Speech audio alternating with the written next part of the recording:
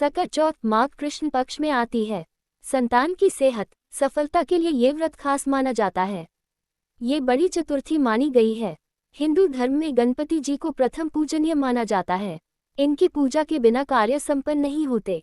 हिंदी पंचांग के अनुसार साल भर में 12 संकष्टी चतुर्थी का व्रत रखा जाता है, जो भगवान गणेश को समर्पित है। वैसे तो सभी संकष्टी चतुर्थी खास है, लेकिन माघ माह में आने वाली सकट चौथ लंबोदर संकष्टी चतुर्थी बहुत विशेष मानी जाती है। इसे बड़ी चतुर्थी कहा जाता है। इससे पूरे साल की सभी चतुर्थी व्रतों का फल मिलता है। इस दिन महिलाएं सूर्योदय से चंद्रोदय तक निर्जला व्रत रखती हैं और चांद की पूजा के बाद ही व्रत संपन्न होता है। सकट चौथ की पूजा विधि। सकट चौथ के दिन ब्रह्म मुहूर्त में स्नान करके स्वच्छ वस्त्र धारण करें। इसके बाद भगवान गणेश की प्रतिमा को चौकी पर स्थापित करें। गणेश जी के साथ मां लक्ष्मी की मूर्ति भी रखें। गणेश जी और मां लक्ष्मी को रोली और अक्षत लगाएं। फिर पुष्प, दूर्वा, मोदक आदि अर्पित करें। सकट चौथ में तिल का विशेष महत्व है, इसलिए भगवान गणेश को तिल के लड्डुओं का भोग लगाएं। ओम गम गणपतिये नमः मंत्र का जाप करें। अंत में सकट चौथ व्रत की कथा सुने और आरती करें। रात्रि में चंद्रमा को अर्घ्य देकर सकट चौथ व्रत संपन्न करें। सकट चतुर्थी महत्व। पद्म पुराण के मुताबिक सकट चतुर्थी व्रत के बारे में भगवान गणेश ने ही मां पार्वती को बताया था, इसलिए इसका विशेष महत्व है। स्त्रियां सुख सौभाग्य, संतान की समृद्धि और परिवार के कल्याण की इच्छा से ये व्रत रखती हैं। कहते हैं कि इस व्रत को रखने से संतान दीर्घायु होती है।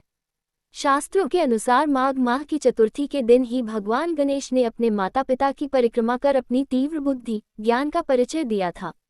इसके बाद शिवजी ने प्रसन्न होकर देवताओं में प्रमुख मानते हुए उनको प्रथम पूजा का अधिकार दिया था। इस व्रत के प्रताप से संतान को अच्छा स्वास्थ्य, बुद्धि, समृद्धि में वृद्धि होती है। इस दिन तिल का स्नान, दान, उसके सेवन और पूजा में विशेष इस्तेमाल किया जाता है। सकट चौथ की पहली व्रत कथा। सकट चौथ की पहली व्रत कथा यह है कि एक बार माता पार्वती ने अपने मैल से एक बालक का निर्माण किया, जिसे विनायक नाम दिया। उस बालक को द्वार पर खड़ा कर माता पार्वती स्नान के लिए चली गईं। जब भगवान शिव वहां आए तो बालक विनायक ने उन्हें अंदर जाने से रोक दिया। तब क्रोध में आकर शिवजी ने उस बालक का शीश धड़ से अलग कर दिया। इसका पता जब माता पार्वती को चला तो वह बहुत क्रोधित हो गईं और रौद्र रूप धारण कर लिया। तब भगवान शिव ने हाथी का शीश विनायक के धड़ पर लगाया और उन्हें दोबारा जीवित किया। गजमस्तक होने के कारण माता पार्वती के ये पुत्र गजानन यानी कि श्री गणेश कहलाए। जिस दिन ये घटना हुई उस दिन माघ माह के कृष्ण पक्ष की चतुर्थी तिथि थी। इसलिए संतान की उन्नति के लिए सकट चौथ यानी कि सकट चतुर्थी के दिन श्री गणेश की पूजा के साथ साथ माता पार्वती की पूजा भी की जाती है और इस दिन माताएं अपने बच्चों के लिए व्रत करती हैं। सकट चौथ की दूसरी व्रत कथा।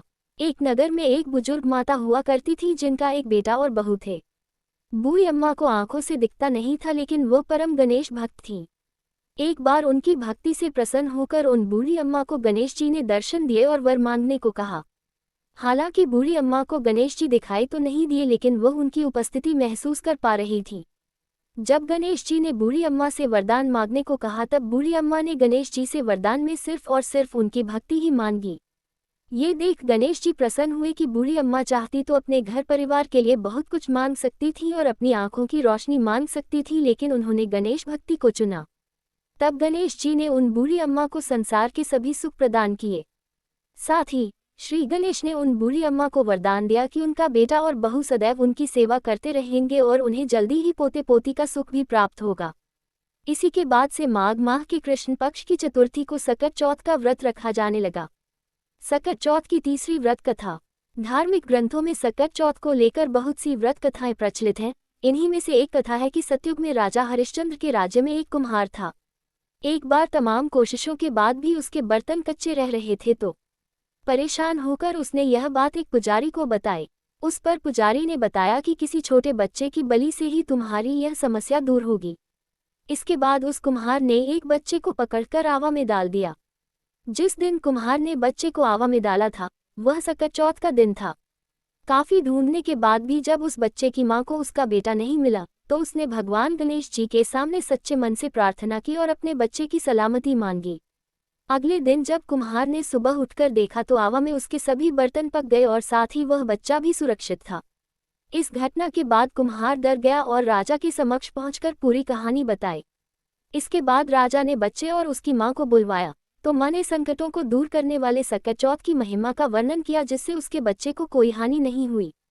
उसी दिन से महिलाएं इस दिन अपनी संतान और परिवार के सौभाग्य और लंबी उम्र के लिए सकट चौथ का व्रत करने लगी। इसलिए सकट चौथ का महत्व बेहद विशेष माना गया है। सकट चौथ व्रत की चौथी कथा। पौराणिक कथा के अनुसार एक नगर में साहूकार और उसकी पत्नी रहते थे। दोनों का धर्म कर्म के काम में मन नहीं लगता था। एक दिन साहूकारनी अपने पड़ोसन के घर गई। पड़ोसन को सकट चौथ की पूजा करते देख उसने इस व्रत का महत्व पूछा। साहूकारनी को सकट चौथ व्रत या तिलकुटा चौथ व्रत की महिमा बताते हुए पड़ोसन बोली कि गणपति जी की कृपा से व्यक्ति को अखंड सौभाग्य, पुत्र, धन, धान्य, बुद्धि, सिद्धि सब कुछ प्राप्त होता है। साहूकारनी ने व्रत का लाभ जानकर सकट चौथ व्रत करने का संकल्प लिया। साहूकारनी ने कहा कि वह मां बनती है तो सकट चौथ व्रत करेगी और गणेश जी को 1.25 सेर तिलकुट चढ़ाएगी। गणेश जी की कृपा से वह गर्भवती हो गई। अब साहूकारनी का लालच और बढ़ गया।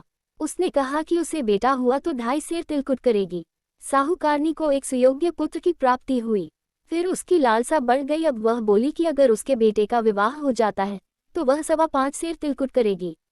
गजानन के वरदान से उसका विवाह भी हो गया, लेकिन तब भी उसने व्रत नहीं किया। बप्पा की माया से गायब हुई संतान। साहूकारनी के बेटे का विवाह तय हो गया। लोभी साहूकारनी को सबक सिखाने के लिए गणपति जी ने अपनी माया से शादी वाले दिन उसके बेटे को गायब कर दूर कहीं जंगल में पहुंचा दिया। माता पिता और सभी वर के गुम हो जाने पर चिंतित होने लगे। विवाह टल गया। एक दिन साहूकारनी की होने वाली बहू सखियों संग जंगल में दूरवा लेने गई थी। उसे देखकर साहूकारनी के बेटे ने आवाज भी दी, लेकिन वह सभी डर के वहां से चली गईं और इस घटना के बारे में अपनी मां को बताया। सकट चौथ व्रत के प्रभाव से मिली संतान। गांव वालों और साहूकारनी के समधियों ने वहां जाकर देखा तो उनका दामाद घने जंगल में एक पेड़ पर बैठा था।